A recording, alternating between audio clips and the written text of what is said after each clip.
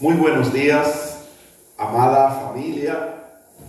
Qué honor iniciar esta jornada dominical sumergiéndonos en el testimonio de Juan el Bautista. ¿Han escuchado hablar de Juan el Bautista? En este segundo domingo del año nos adentramos en el núcleo del testimonio joánico. Si el domingo pasado vimos cómo el verbo se hizo barrio, hoy veremos cómo ese verbo es narrado al mundo y cómo Juan el Bautista, en un acto de humildad radical, cede el escenario al verdadero protagonista, al dueño del escenario. El dueño del escenario es Jesús, aunque muchos han querido usurpar el puesto del Rey de Reyes y Señor de Señores.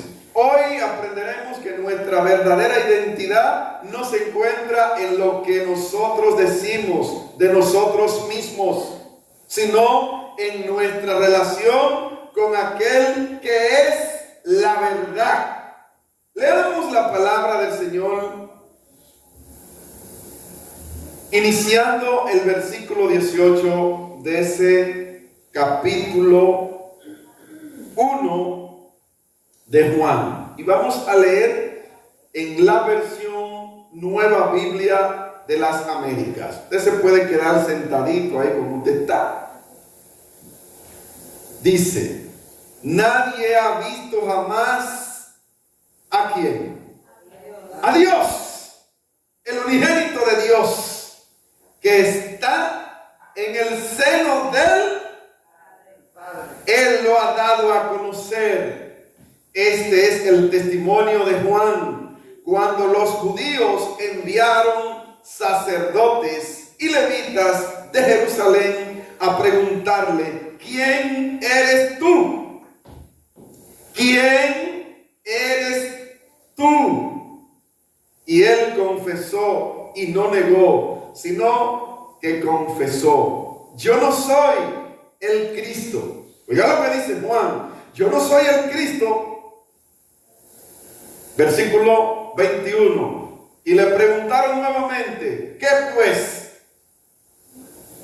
¿Eres Elías? Y él dijo: ¿qué? No soy. Y luego le preguntaron de nuevo: ¿qué? ¿Eres otro profeta? ¿Y qué respondió él? No. Entonces le dijeron: ¿quién eres? O sea, si no eres ninguno de esos personajes, ¿quién eres? Para que demos respuesta a los que nos enviaron. ¿Qué dices de ti mismo? Versículo 23, ¿qué dice? ¿Qué dijo Juan? Yo soy la voz de uno que clama en el desierto.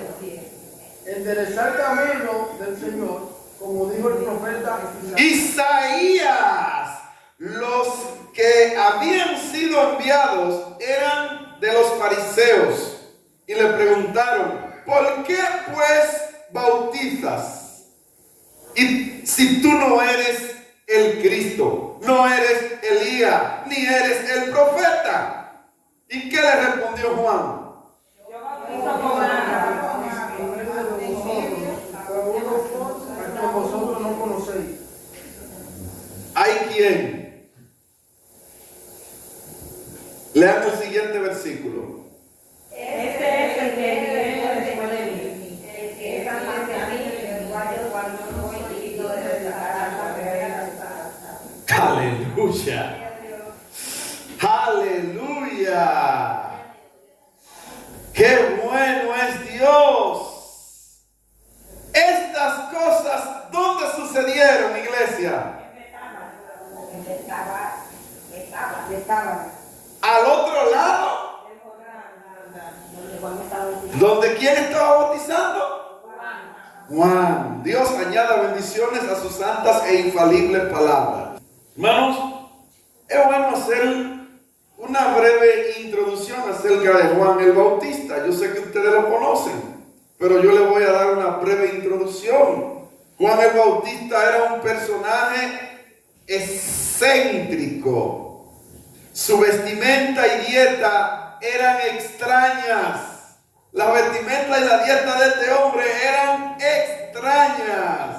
Y predicaba un mensaje inusual. ¿A quién? A los judíos y a todo el que estaba por allí, que salían a escucharlo al río Jordán en el desierto. Sin embargo, Juan no actuaba de esta manera simplemente para distinguirse de los demás, sino porque estaba enfocado en su obediencia a Dios. Oiga bien, estaba enfocado en la obediencia al Creador, al Eterno.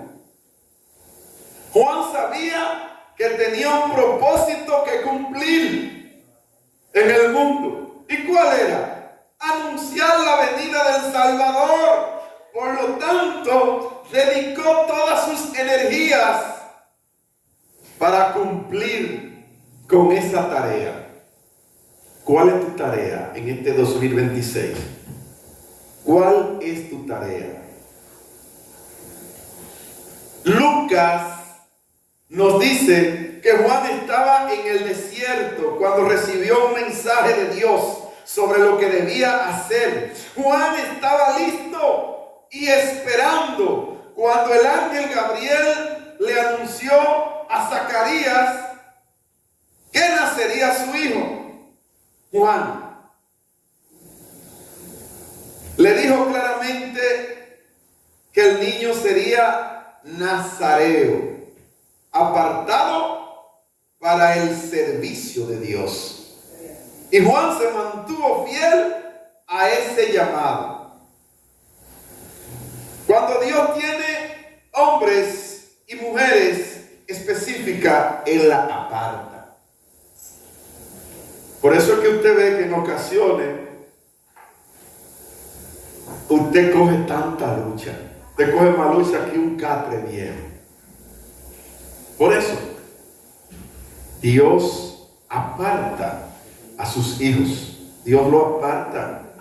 Pero cuando Dios lo separa para algo especial, ese hombre de Dios o esa mujer de Dios tiene que pasar un proceso de purificación.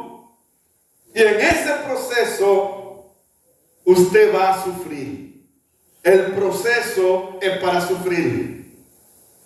No haga como muchas personas que ven el proceso como una desgracia, como algo negativo, algo malo. No lo ve así. Que siempre que tú estés viendo el proceso como eso, no va a salir del proceso, va a seguir ahí. Porque eso significa que tú no has aprendido la lección. Y entonces tú te mantienes en el proceso. No, Dios no te tiene en el proceso. Tú, por estar de cacona, sigue ahí en el proceso.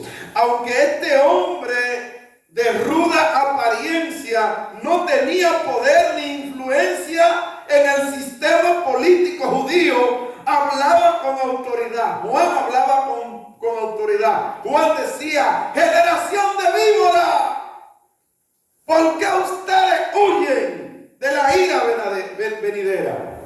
Le decía: generación de víboras, pecadores. Este hombre hablaba con autoridad. Sus palabras conmovían a sus oyentes. ¿Sabe por qué? Porque Juan portaba una palabra de verdad. Juan hablaba con la verdad. Juan no maquillaba las cosas como hay predicadores. Hay predicadores que ellos maquillan para que la gente no se sienta mal. Bueno, si usted se siente mal por el mensaje, ahí está la puerta. Eso lo dijo Jesús. No fui yo que lo dije. Jesús. Un momento estaba predicando y el mensaje estaba dando tan duro que Pedro se le acerca y le dice: maestro, la gente se está yendo, bájale un chin. Y Jesús le dijo: ¿te quieres ir tú también, Pedro? Y Pedro dijo, ¿a dónde iremos si solo tú tienes palabra de vida?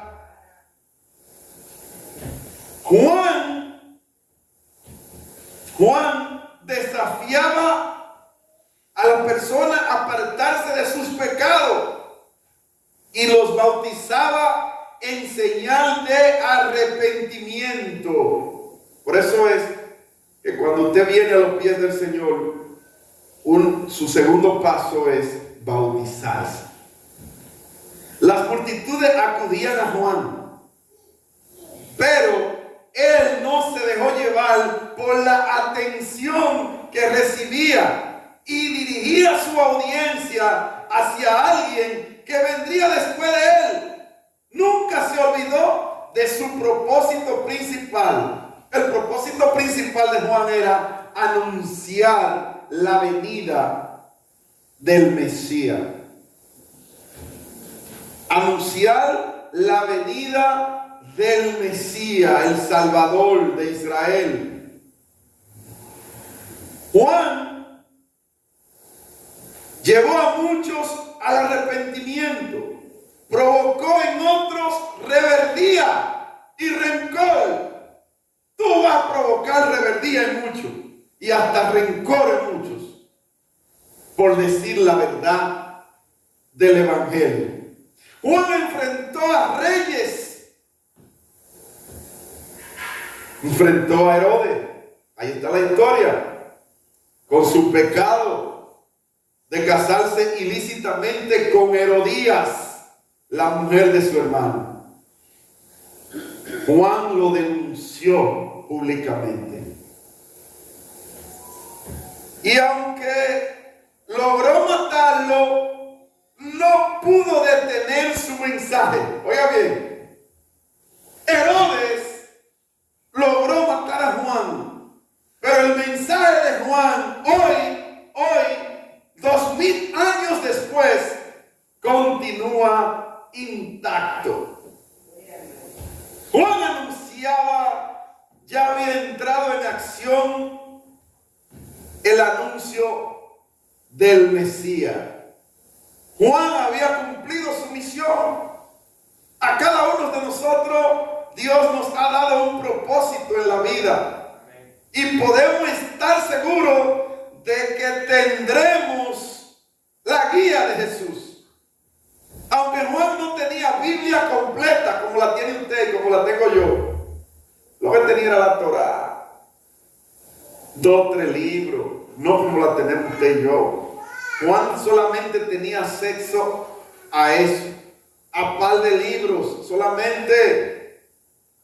Él centró su vida en la verdad de las escrituras de su tiempo. De manera similar, nosotros podemos descubrir en la palabra de Dios las verdades que Él quiere que usted y yo sepamos. Y a medida que estas verdades transformen nuestras vidas, otros serán atraídos al camino de la verdad. Dios puede usarlo a usted de una manera única. ¿Quiere llevar a cabo la voluntad de Dios? Hágaselo saber hoy mismo. Hágaselo saber hoy mismo, si quiere saber la voluntad de Dios. En este tercer mensaje de nuestra serie, iniciamos con una transición crucial. ¿Cuál es el versículo, hermana Wendy? ¿Dónde vamos a iniciar hoy? El 18.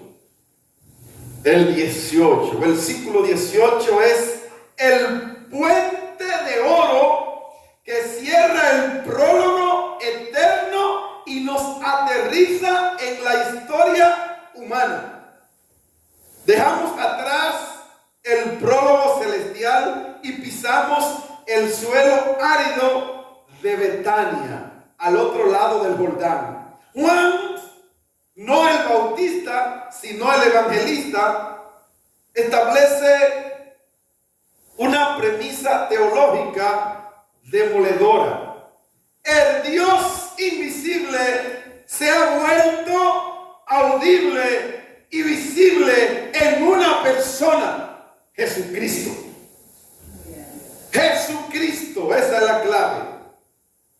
Veremos un careo oficial entre el cielo y la religión institucionalizada de Jerusalén. Una delegación de sacerdotes, una delegación de levitas enviados por el Sanedrín, llega obsesionada con las etiquetas y los títulos. Hermano, a la persona le encantan los títulos. Yo soy esto, yo soy aquello. Mire, hermano, yo soy profesional en varias áreas. Y pocas veces usted me va a escuchar alardeando de eso. Eso no es lo interesante. Usted sabe que es lo que a mí me interesa. Que cuando yo parta de esta tierra, mi nombre se encuentre inscrito en el libro de la vida. Eso es lo importante para mí. La pregunta que se le hace a Juan el Bautista, ¿quién eres tú?, resuena no por curiosidad espiritual, sino por sospecha política y teológica. Iglesia, aprenderemos cómo Juan el Bautista, en una demostración magistral de humildad, define su identidad no por lo que él es, sino por lo que él no es. Descubriremos la diferencia profunda entre ser la palabra logos y ser simplemente la voz. Esa palabrita voz en griego es foné. Este sermón nos desafiará a evaluar nuestra propia identidad en una era de perfiles digitales y autopromoción. Si Juan el Bautista, siendo el mayor de los nacidos de mujer, se consideró indigno de ser un esclavo ante Jesús, ¿cuál debe ser nuestra postura al iniciar este 2026?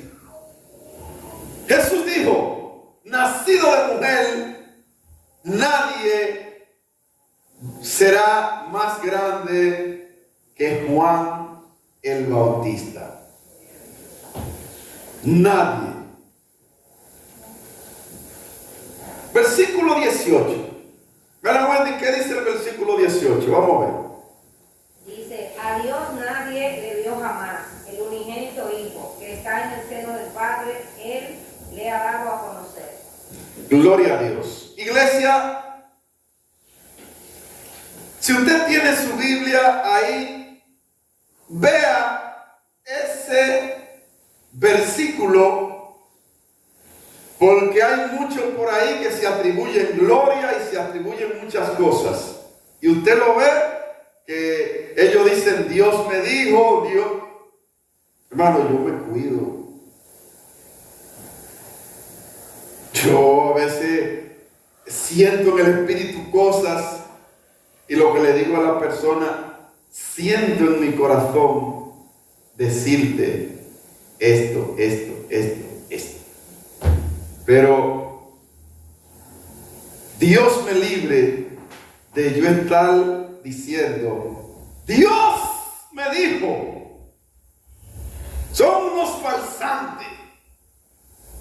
Muchos lo hacen por ignorancia y otros lo hacen para manipular el pueblo. Porque cuando dicen que Dios le dijo, le están diciendo al pueblo que ellos tienen una relación face to face con Dios. Y eso es mentira. Es la Biblia que habla. ¿Qué es lo que dice el versículo? Que a Dios jamás. Jamás. Jamás.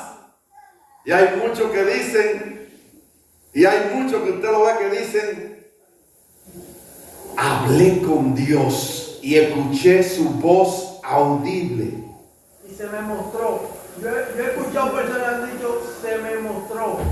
Wow. Hermano, mire, hay que tener cuidado y por eso es que hay que estudiar el texto sagrado para evitar esas malas interpretaciones.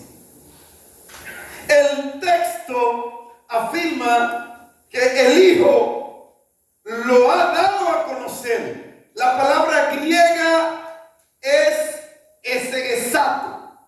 Y exegesato, esa palabra usted la puede anotar. Exegesato, de ahí es que proviene la palabra exégesis. Exégesis proviene de esa palabra. En el mundo antiguo, un exégeta interpretaba el oráculo oscuro. Jesús, al estar en el seno, esa palabrita, hay una palabrita en el griego que se llama kolpun. Esto significa de intimidad absoluta. Kolpun es intimidad absoluta. Es el único con el derecho exclusivo de narrar a Dios. Mientras el mundo ofrece traducciones falsas de un Dios castigador, porque otra cosa, esos manipuladores que dicen que Dios le dijo, que hablaron con Dios, que vieron a Dios, que estaban con Dios anoche, te presentan unas falsas traducciones de un Dios castigador, de un Dios que te castiga si tú no haces aquello o esto. Es un Dios castigador, de un Dios indiferente. Dios nunca va a ser indiferente a tus problemas. No, Dios estará ahí para ti, sin importar las circunstancias, sin importar lo que tú hayas hecho, sin importar lo que tú hayas dejado de hacer. Dios va a estar ahí para ti. No depende de cuánto tú ores, cuánto tú ayunes, cuánto leas la Biblia. Si tienes un problema, Dios estará ahí para ti. Dios no se mueve por un negocio. Dios no es un negocio. Ese es el problema de muchos, que han entendido que es un negocio. Yo le oro mucho a Dios, le soy fiel a Dios y Dios me da esto. Ay, está equivocado. Si está haciendo eso, por eso no está obteniendo los resultados, porque está entendiendo mal. Jesús es la exégesis oficial, iglesia. Nadie ha visto jamás a Dios, el unigénito Dios que está en el seno del Padre. Él le ha dado a conocer. Juan 1:18. En el contexto del Antiguo Testamento existía una tensión constante entre el deseo de ver a Dios y la imposibilidad de hacerlo sin morir. El Evangelio de Juan, escrito probablemente entre los años 80 o 90 después de Cristo, aunque algunas corrientes sugieren fecha temprana como del 40 al 70 aproximadamente. El apóstol Juan fue escrito por el apóstol Juan o por su comunidad en Éfeso. Allí, en ese momento, había un momento de ruptura ruptura y transición. Culturalmente, iglesia, el pueblo de Israel se definía por un Dios invisible. En Éxodo 33:20, Dios le dice a Moisés: no puede ver mi rostro, porque nadie me puede ver y vivir. ¿Están escuchando, iglesia? Éxodo 33:20. Éxodo 33:20. Verifique lo que dice ahí. Dios le dice a Moisés: no puede ver mi rostro. Y hay muchos que están viendo el rostro de Dios todos los días y no le pasa nada. Están por encima de Moisés. Juan, en el versículo 18 de su capítulo 1, reafirma esta tradición judía y su trascendencia divina, inaccesible, pero introduce un giro revolucionario. Mírenlo aquí, dice: lo invisible, oiga bien, lo invisible se ha vuelto visible en una persona histórica. ¿Quién? Jesús de Nazaret, iglesia. Todavía estamos en el texto 18, para que usted vea que la Biblia no se puede estudiar a la carrera. Y cuando nos vamos a la arqueología, ahí hay pruebas que comprueban de lo que nosotros estamos hablando. Mientras que pueblos vecinos representaban a sus deidades mediante ¿qué? Mediante imágenes. El culto israelita se distinguía por su aniconismo. Pastor, aniconismo, ¿qué es eso? ¿Con qué se come eso? Siempre que le digo unas palabras raras, trato de definírsela.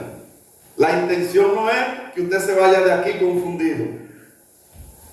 Aniconismo es la prohibición o rechazo de representar a la divinidad mediante imágenes, estatuas o pinturas. Eso es aniconismo. Pastor, ¿y cómo usted me comprueba eso? Bases bíblicas. Vámonos a Éxodo 24. Rápidamente, alguien que busque Éxodo 24 a ver qué dice. Éxodo 24. Vamos a ver si va de acuerdo con lo que estamos predicando. Adelante, Wendy. No te harás imagen ni ninguna semejanza de lo que esté arriba en el cielo, ni abajo en la tierra, ni en las aguas debajo de la tierra. Gloria a Dios. Éxodo 24, que prohíbe terminantemente la fabricación de ídolos o semejanzas de lo divino. De lo divino. Yo predico con la Biblia. No tengo problema con ninguna religión. Porque predico con la Biblia. Hablo de lo que está en la Biblia para evitarme problemas con cualquier religión. Trascendencia de Dios se basa en la convicción de que Dios es espíritu e infinito. Por lo tanto, cualquier representación física es insuficiente y limita su verdadera gloria.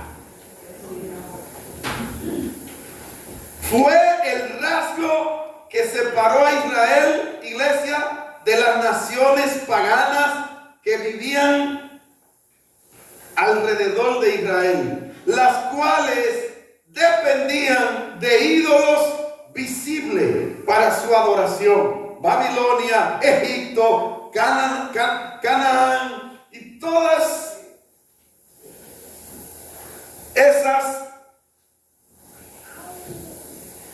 esos pueblos que estaban alrededor de Canaán, por ahí, tenían sus problemas con los ídolos. El texto, iglesia, el texto responde a la separación creciente entre el cristianismo y el judaísmo rabínico. Tras la destrucción del templo, esto sucedió en el 70 después de Cristo aproximadamente, incluyendo la expulsión de cristianos de las sinagogas. Asimismo funciona como una defensa contra herejías emergentes como el docetismo, que negaba la humanidad real de Jesús, y el gnosticismo incipiente, que rechazaba la materialidad divina. El texto 18 se enraiza en el judaísmo helenístico, donde conceptos como la sabiduría personificada, presente en Proverbio capítulo 8 y Siracida capítulo 24, esto es un libro apócrifo, que si usted no tiene una Biblia completa, usted no lo va a leer. Muchos le dicen Biblia católica, pero eso no es así. Le dicen así, Biblia católica. Le dicen Biblia católica porque tiene un corte católico. Los traductores y la mayoría del cuerpo traductor fueron católicos. Pero si no vamos a la Biblia del oso, ¿cuánto han escuchado hablar de la Biblia del oso? Entonces, la Biblia del oso tiene todos esos libros. Lo tiene. Lo que sucede es que después que Cipriano Valera y Casiodoro de Reina fueron y sacaron esos libros. Y ya esos libros no están en nuestra Biblia protestante, solamente tenemos 66 libros. Pero si usted busca una Biblia del oso, esos libros están ahí. Ahí está Primera y Segunda de Macabeo, la continuación del libro de Daniel, Tobías, Judith y Sabiduría. Esos libros son interesantes. Primera y Segunda de Macabeo habla de historia del pueblo de Israel. Son buenos esos libros. En el pensamiento estoico, ¿qué era el logo? Y en el pensamiento platónico, el logos representaba el principio racional del universo. Juan realiza una contextualización misionera al adoptar este término para presentar a Jesús como la palabra eterna que se encarna, conectando así con audiencias gentiles y profecías del Antiguo Testamento. En un mundo, iglesia, de emperadores divinizados y cultos místicos, Juan representa a Jesús como el puente definitivo entre lo eterno y lo temporal. Aunque encarna la gracia y la verdad frente a la ley de Moisés. Para entender la fuerza de este versículo que culmina el prólogo del Evangelio de Juan, es imperativo analizar los términos originales en griego y su trasfondo. Unigénito Dios. Unigénito Dios. En griego es mogenes theos. Las variantes textuales más antiguas y confiables, como los papiros, emplean Dios unigénito en lugar de hijo unigénito. Vaya bien, esos papiros dicen Dios unigénito en lugar de decir hijo unigénito. El término monogénesis. Monógenes no implica creación, sino unicidad. Destaca que Jesús posee la misma naturaleza ontológica que el Padre, refutando cualquier forma de subordinación. La palabra corpo tu pastro en la cultura antigua, estar en el seno de alguien indicaba la intimidad más profunda.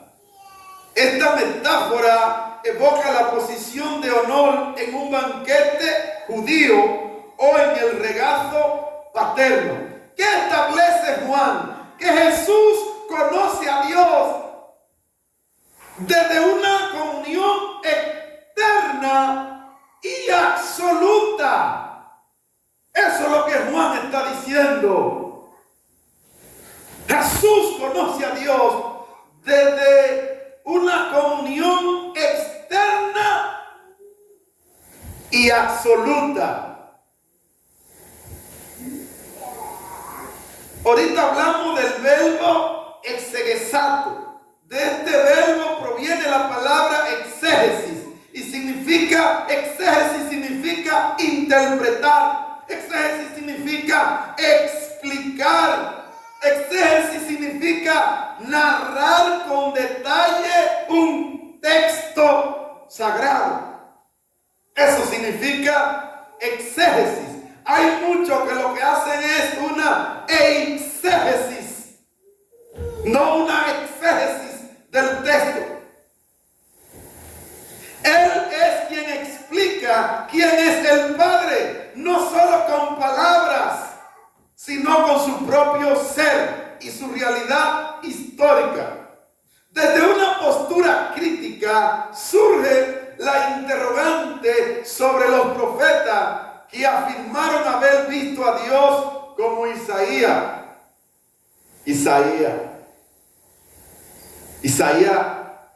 6, versículo 1. Los exégetas, sí, porque ahorita viene uno por ahí y me cita ese versículo. Me dice, sí, pero mire dónde dice ahí, en Isaías 6, versículo 1. Pero los exégetas sugieren que lo que los profetas experimentaron fueron manifestaciones temporales de la gloria divina o visiones, pero no la esencia o sustancia divina, no a Dios en persona, ahí en ese momento. Juan sostiene que la única revelación plena y definitiva ocurre en la encarnación. Vamos a hacer algunas comparaciones de algunas versiones.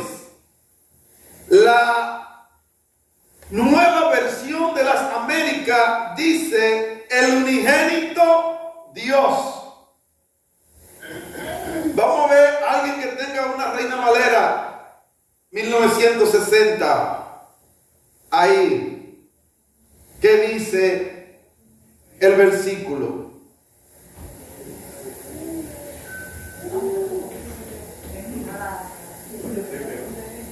A Dios nadie lo vio, jamás el unigénito Hijo que está. Ya, el unigénito Hijo. Entonces, esa Reina Valera dice el unigénito Hijo. La Nueva Biblia de las Américas dice el unigénito Dios. Mire la diferencia entre esas dos versiones. Y la Nueva Versión internacional, la NBI, dice el Dios único. Dice el Dios único. Busca claridad contemporánea sobre la exclusividad de Cristo. Este versículo, iglesia, cierra el círculo teológico del prólogo y se conecta directamente con la afirmación de Juan en su capítulo 14, versículo 9. El que me ha visto a mí, Jesús, no está hablando el que ha visto al pastor Leo, el que ha visto a Jesús. Dice el capítulo 14, versículo 9. El que me ha visto a mí, ha visto ¿a quién? Al Padre, consolidando a Jesús como el revelador único que hace visible lo invisible. ¿A través de qué? De su vida. ¿A través de qué? De su muerte. ¿A través de qué? De su resurrección. Aleluya. Aleluya. La interrogación religiosa, versículo 19 al 22.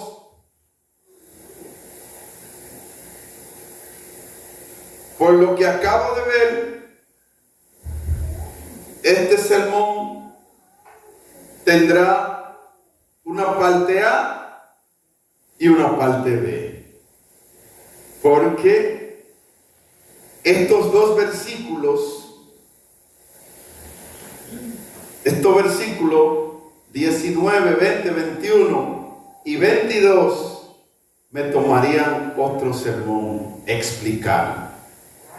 Por lo tanto, no voy a nadar en agua profunda en esos versículos y el próximo domingo estaremos abordando los versículos 19, 20, 21 y 22. Usted ve que la Biblia usted no la puede llevar a la carrera. En un solo versículo, mire, todo lo que hoy nosotros pudimos ver. Con un solo versículo, iglesia. Con un solo versículo. Pero hablando de la dabar, la palabra. Hablando de la palabra. No dando un testimonio cuando yo fui a San Juan. No. Hablando de la palabra. Porque cuando usted se para aquí, eso es lo que usted tiene que hacer. Predicar la palabra. Pudimos ver las fortalezas y logros de Juan. Juan fue el mensajero escogido por Dios para anunciar la llegada de Jesús. Exhortó al pueblo a arrepentirse de sus pecados, confrontaba el pecado intrépidamente, era conocido por su notable estilo de vida, no transigía en sus convicciones. Ese era Juan. ¿Qué lección de vida te enseña Juan? Dios no garantiza que sus seguidores tendrán una vida, oiga bien, oiga esto, iglesia, lecciones de su vida, de la vida de Juan. Y es bueno que usted esto, si no entendió nada del sermón, esto usted se lo lleve para su casa. Dios no garantiza que sus seguidores tendrán una vida segura y fácil. Una vida fácil o segura. Cumplir la voluntad de Dios es lo mejor que se puede hacer en la vida. Repito, cumplir la voluntad de Dios es lo mejor que se puede hacer en la vida. Defender la verdad es más importante que la vida misma. Hermano, defender la verdad es más importante que tu vida. ¿Usted sabe qué es lo que sucede? que no nos gusta defender la verdad, nos gusta defendernos a nosotros mismos. Hermano, mire, usted puede decir lo que usted quiera del pastor Leo Gómez, no importa. No espere que yo le voy a contestar con la misma intensidad. No espere que yo le voy a responder con la misma intensidad. ¿Sabe por qué? Porque esto que se llama la santa palabra de Dios me dice a mí que yo tengo que dejar que sea uno que es mayor que yo, que es más grande que yo, que es más poderoso que yo, que todo lo puede, que todo lo ve, que pelee por mí.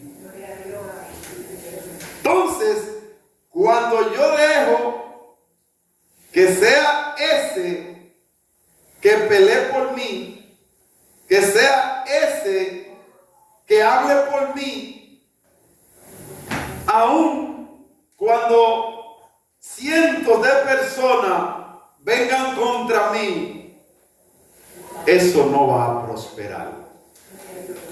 No va a prosperar. Porque yo dejo que el Eterno, el gran yo soy, Él pelee por mí.